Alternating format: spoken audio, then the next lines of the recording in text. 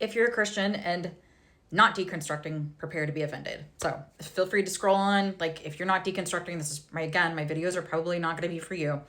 This is part 3 of how my grandfather's funeral was hijacked. I know you heard my last one, the part 2, like I left it just exasperated. So, after Doug Phillips, this guy Kevin, are up in front and delivering this message of what they think, like, it's a whole nother section of, it's cult Christianity. It's not based on reality. It's about suppressing women. It's about degrading women. It's about keeping women quiet. It's about making sure that women are servants to their husbands. Like, it is worse than just taking the Bible out of context. This is creating your own world around your belief system to produce power, control, to be able to control the narrative. That's what it is. That's what cult groups do. And so they're up there. Doug Phillips is, like, again, I told you, calling out my cousin. And I don't want to give much information on my cousin because he has had some tough things happen in his life. And I don't want to divulge the very things they were pointing out. But it was not okay. It was not okay. Number one, they should not be judging. They have no context. And it was so far-fetched. It was so far-fetched. I mean, I'm still stunned. How can I still be this stunned this many years later? I don't know. And I was married at the time. That's also for another story. And I was by myself. He did not come. And my little sister and her husband were there. My older sister, who are missionaries, were not there. And I wish they had been. So as soon as they stop talking, I stand straight up and I storm off into the tombstones, into the headstones, because I am just so livid. And my middle cousin, who I was very close with, I was actually close with the older two. The younger one has continued on in this cult-like mentality. Yes, I'm going to call you out. And I guess let me cap on that real quick. Their belief system is this, that a future husband that comes in, that wants to be with this future bride, right? That wants to present himself as a future suitor. He basically will date the dad. So would date my uncle for a year, basically. It's like a trial period where he has to prove himself to my uncle that he's a good suitor for my cousin, whatever, whichever one. And so he basically dates the dad for a year, my uncle, and proves himself. And then my uncle gives his blessing or doesn't, right? And so the youngest cousin has still been very entrenched. She's lived at home. I don't even know how old she is now, truthfully. She lived at home till she was at least 40. Is that right? Something like that. And she just recently got married within the last couple years. I don't know anything about it. We weren't invited, but in true transparency, they were not invited to ours either. My sisters and myself. I think they did go to my older sister, but because that was, a long time ago. So that was before, SHIT hit the fan. So, I do cuss, but I'm just trying to be careful because I don't want things to be blurped out by TikTok or wherever this ends up.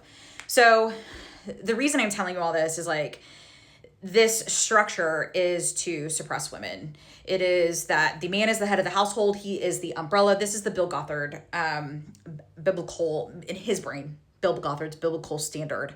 The husband is over the entire household, and they're supposed to protect the wife. It's the same thing with the kids. So the kids are not allowed to go off and do anything, really. They were not allowed to be educated.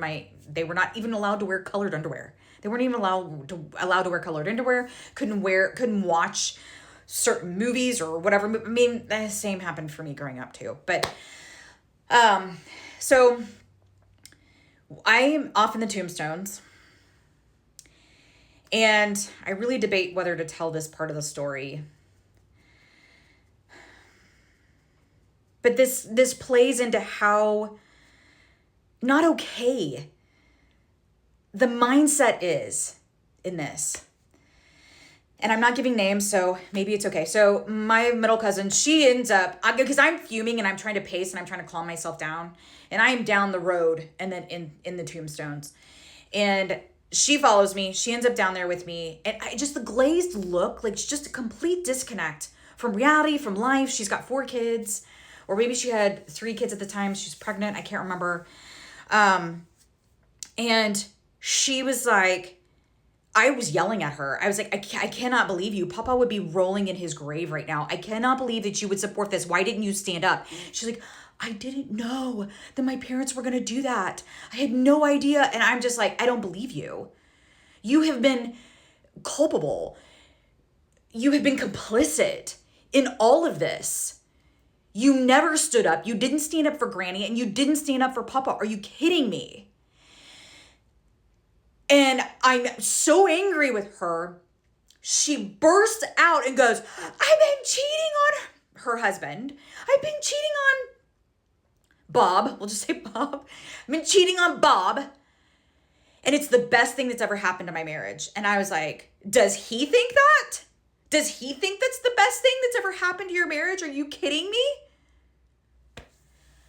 Especially for someone who had already been through a divorce at that point, an infidelity on his part, let's be clear. And it was very public and it was very embarrassing.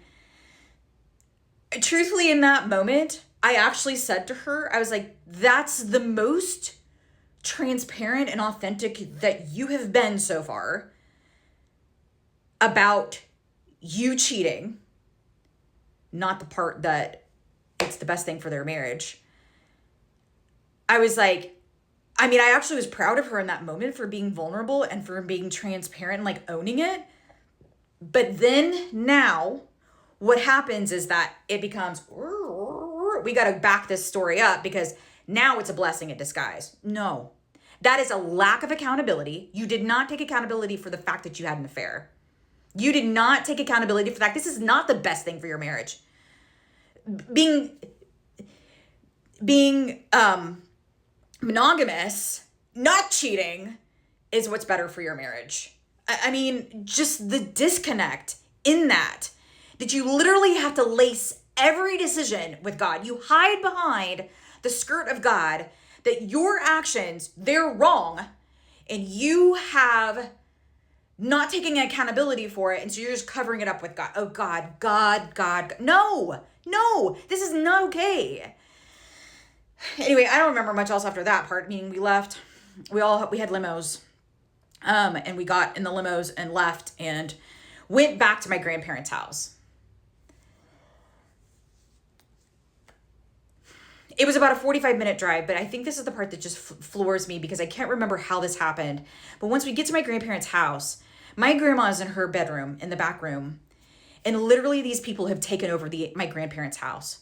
These kids were jumping on the beds. They were eating my grandparents' food. They were all over the house. This was a family event, not your event. Such disrespect. And I went back there to my grandma and I said, Granny, I said, are you okay? Again, she's first stage almost Alzheimer's. She said, Janice, I don't know what I'm going to do now. I don't know who I am. I don't have a purpose. What am I going to do? Because my grandpa was her purpose. It was very 1930s, 40s, 50s. The man is the head of the household and your entire purpose, right? It was so sad. It was so sad. And of course, this is not where the story ends. But that was just one small part of the trauma that there is so much disrespect with Christians, fake Christians, real Christians. I'm just still processing it all, truthfully. I know it's been years later and I'm still processing. So yeah, that's the wrapped up version. I feel like I've forgotten things, but yeah, here's that. Okay. Thanks for listening, guys.